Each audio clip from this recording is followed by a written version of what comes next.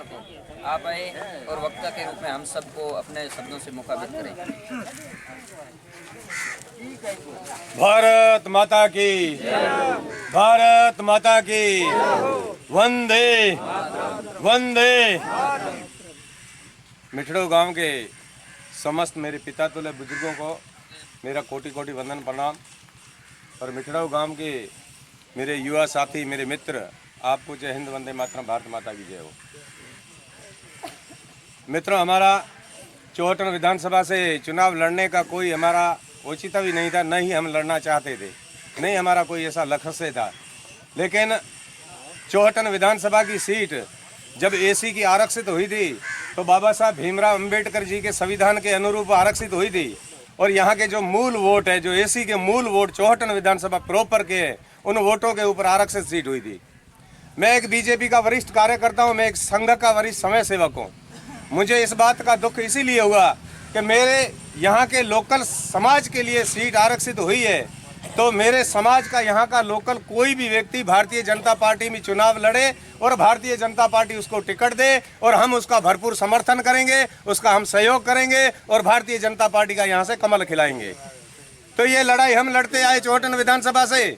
और मैं ही नहीं, चाहे कागा साहब हो, चाहे अन्यत्र मेरे जैसे सुरेश जी, और भी हमारे और भी बंदे थे जो हमने पार्टी संगठन में, जैसे चाहे हमारे प्रदेशाध्यक्ष सीपी जोशी जी है या पूर्व प्रदेशाध्यक्ष सतीश पूनिया जी है, चाहे संगठन के महामंत्री राजस्थान के हमारे चंद्रशेखर जी है, उन सबको यही हमेशा हम यही कहते आए कि चौहटन विधानसभा में अगर आपको कमल खिलाना ही है तो चौहटन विधानसभा की सीट जब आरक्षित हुई है तो बाबा साहब भीमराव अंबेडकर के कानून के अनुरूप आरक्षित हुई है और वहाँ के जो मूल वोट है उन वोटों के ऊपर आरक्षित हुई है, एसी के वोटों में। तो आप किसी भी एसी के चौहटन मूल के हमारे भारतीय जनता पार्टी के कार्यकर्ता को टिकट देना, हम भरपूर सहयोग करेंगे।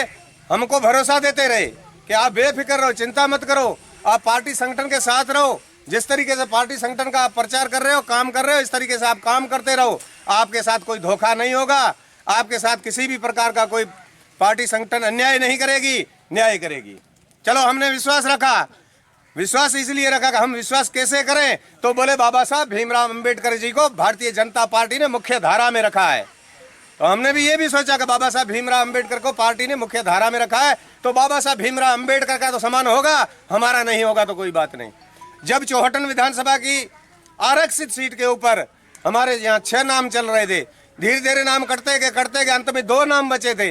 2 नाम की घोषणा होने ही वाली थी। इतने में हमें एक सूचना मिलती है कि भारतीय जनता पार्टी किसी स्थानीय कार्यकर्ता को टिकट न मिलके आदूराम जी को टिकट मिल रही है। हालांकि हमने पहले भी कहा था कि चाहे आदूराम जी हो, चाहे अन्यत्र ललित के पवार जी का नाम चल रहा है, अन्यत्र किसी भी बाहर के व्यक्ति का नाम चल रहा है, किसी को टिकट मत देना। अगर दोगे तो यहाँ कमल मुरझा जाएगा, 50 साल तक वापस बीजेपी नहीं आएगी चौहटन में। लेकिन हमारे साथ अत्याचार होता रहा। लेकिन एक बजती है तो एकाएक में नाम चला जाता का आदूराम जी का नाम। अरे आदूराम जी का सर्वे में नाम नहीं था, 3 नंबर पे नाम था, दूसरे सर्वे में 2 नंबर का नाम रहा, चौथे सर्वे में तो नाम ही नहीं रहा था। फिर उनको टिकट कैसे मिली? आप खुद समझदार हो कि मैं कहते भारतीय जनता पार्टी वफादार, भारतीय जनता पार्टी एक नेक निर्भीक ईमानदारी है। मैं भी कहता था भारतीय जनता पार्टी अच्छी है, संघ भी अच्छा है, लेकिन अंदर भ्रष्ट लोग घुस चुके हैं। वो भ्रष्ट लोग हमारे गले पे छुरियां चला रहे हैं। वो पैसा खा करके भारतीय जनता पार्टी की टिकटें भी बेच रहे हैं। वो भारतीय जनता पार्टी के जो वरिष्ठ कार्यकर्ता है उनकी गर्दन काट रहे हैं। हमें ये दुख हो रहा है। ये भारतीय जनता पार्टी हमेशा बोलती है हमें SC ST के लिए करता। हाँ, मैं भी मानता हूँ SC ST के लिए करती थी, लेकिन इस 3 साल के अंदर मैं पद पे रहते हुए भारतीय जनता पार्टी लड़ रहा था, मेरे समाज के लिए लड़ रहा था। मेरे समाज के साथ अत्याचार कर रही है, मैं समाज का अत्याचार सहन नहीं कर सकता हूँ। समाज के लिए अगर मेरी जान जाए तो मैं न्यौछावर कर दूंगा, लेकिन मेरे चौहटन विधानसभा के समाज के जो मेरे व्यक्ति हैं उनके साथ जो अत्याचार हो रहे, अन्याय हो रहा है, वो अन्याय मैं नहीं होने दूंगा। मैं आपसे निवेदन करता हूँ, साथ दो सब। आप जब साथ दोगे, मैं आपकी लड़ाई लड़ रहा हूं। अब रामायण में एक पात्र है, एक बाली है, एक सुग्री है। बाली सुग्री सगे भाई है और किष्किंधा उनकी सुग्रीव की राजगद्दी किष्किंधा थी, उसका वो राज सिंहासन था और बाली ने अत्याचार करके उसका राज सिंहासन छीन लिया। जब राज सिंहासन छीना तो श्री राम को प्रकट होना पड़ा। श्री राम ने जब वो धरातल पे उतरे तब उन्हें पता चला कि सुग्रीव एक हमारे मतलब सहयोग कर रहा है। और सुग्री की राजगद्दी थी वो बाली ने छीन ली है। अब ये मैं आपको क्यों सुना रहा हूँ, क्योंकि चौहटन विधानसभा में सुग्रीव कौन है और चौहटन विधानसभा में बाली कौन है, ये आपको मैं बताऊंगा, आप समझ लो, नहीं तो मैं भी बता दूंगा इसका। अब वहां बाली के श्री राम की लड़ाई होती है, वो वहां से श्री राम बाली को वध कर देते हैं, वो राजगद्दी वापिस सुग्रीव को दिलाते हैं, वापिस वहां की जनता ऐशो आराम की जिंदगी जीती है। और यही हाल हमारे चौहटन विधानसभा का हो रहा है। चौहटन विधानसभा किसकंदा है, वो बाली कौन है, आदूराम जी है, और सुग्रीव कौन है, तरुण राय कागा साहब है, और हमारे राम कौन है, हमारे राम कौन है, हमारे राम आप हो, आप सब हमारे राम हो। ये राजगद्दी वापिस अगर आप दिलाना चाहते हो तो हमको दिलाओ, ये राजगद्दी आपकी है, राज आप ही करोगे, सुख और चैन की जिंदगी आप ही जियोगे। हम तो भाई साहब आपके साथ है, आपकी लड़ाई लड़ते रहेंगे, हमें जहाँ धकेलोगे हम तैयार रहेंगे। आज की डेट में मैं न तो किसी पार्टी के साथ हूँ न किसी संगठन के साथ हूँ। कोई तो कहते लेखराज तंवर तो इस्लामी बन गया, उसने तो वो भीम ज्वाइन करिया, वो कर दिया। मेरे लिए सब समान है, चाहे कोई भी जाति धर्म है। मैं जाति धर्म का कभी न विरोध करता हूँ, न कभी करूंगा, न किसी महापुरुष का विरोध करता। मेरे अपने मेरे सम्मानीय है, मैं किसी पार्टी को ज्वाइन नहीं करूंगा, लेकिन मैं बिना पार्टी के रहकर अच्छा व्यक्ति जो भी होगा, जिस भी पार्टी संगठन में होगा, उसका मैं समर्थन करूंगा और करता आया हूँ।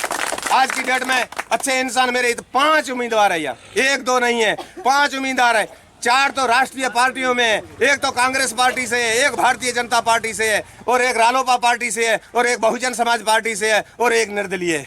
उन 5 में से मेरे को अच्छे तरुण राय कागा साहब लगे। क्यों, इसका भी मैं कारण बताऊं, आप सबको मालूम है, आप सबको मालूम है। आज से 5 साल पहले मैं तरुण राय कागा साहब से लड़ाई लड़ रहा था, इनका मैं विरोध कर रहा था। क्यों विरोध कर रहा था, क्योंकि बाली ने सुग्रीव को आपस में लड़ाने, बाली ने मेरे को सुग्रीव से लड़ाया था और मैं लड़ रहा था। एक मैं नहीं था, सुरेश गढ़वी भी साथ थे।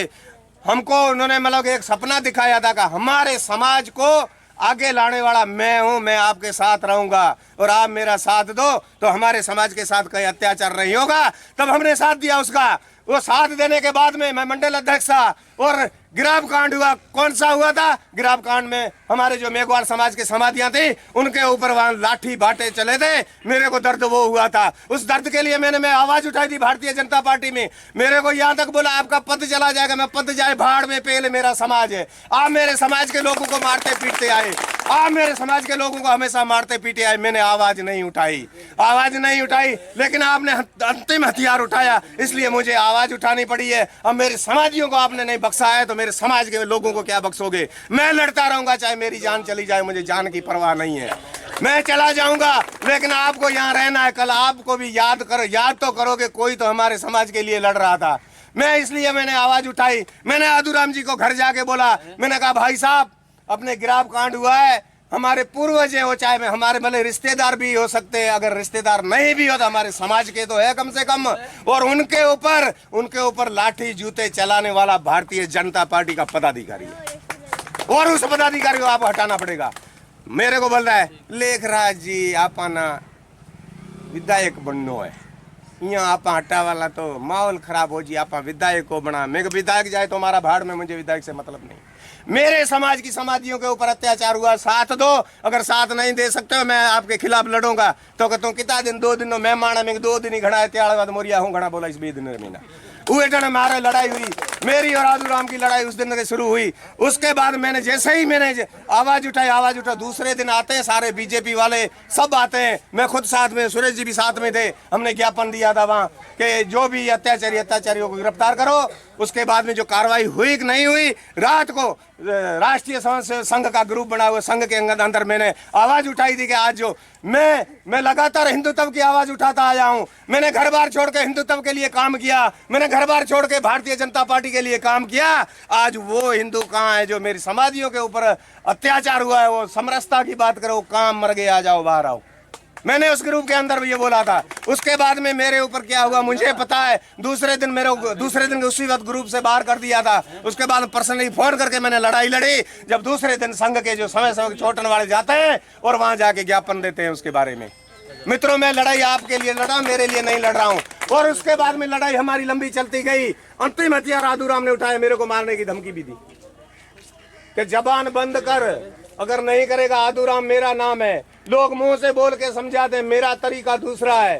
तब तक भी मैं साथ मेरा, फिर भी मैंने बोला भाई साहब तरीका क्या है।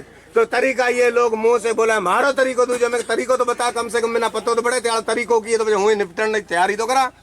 तो के इतने में तो समझ तो कि मर्डर करावे लगी, मैं मर्डर करावे लगी करेला तो कि तू यही हमंज तो मरावेला तो कि यही हमंज तो हमें तो ना आकर उठाड़ो आ मैदान में। ठीक है, मैं मेरे समाज के लिए लड़ रहा हूँ, मैं मेरे भाइयों के लिए लड़ रहा हूँ। अगर जान चली जाए मुझे कोई चिंता नहीं है, बदला लेने वाले आप ही मेरे राम हो, आप ही बदला लोगे।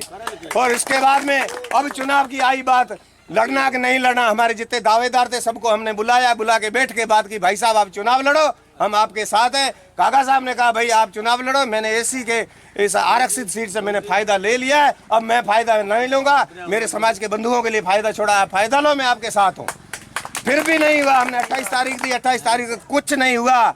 उसके बाद में भाई साहब हमने फिर इनसे फोन करके पूछा भाई साहब कुछ कर रहे हो कि नहीं कर रहे हो, तो किसी ने बोला मैं तो लड़ नहीं सकता हूँ, कोई बोले क्या कर रहा है। अब हमारे को तो यहाँ चुनाव लड़ना ही पड़ेगा, क्यों, बाली का वध करना है ना, वोटों की ताकत से, हम हथियार नहीं उठाते कभी, वोटों की ताकत से वध करना है तो यहाँ हमारे को सुग्रीव भी लाना पड़ेगा। तो सुग्रीव मजबूत एक तरुण है काका साहब, इसलिए हमने काका साहब को जबरन तैयार किया, तैयार नहीं हो रहे थे, जबरन तैयार किया। और हमने कहा किसी भी पार्टी में जाओ, हमें पार्टी से मतलब नहीं है, आपको चुनाव लड़ना है, तब ये अपने हिसाब से पार्टी में गए। हम आज भी वही थे, पहले भी वही है, आज भी वही है।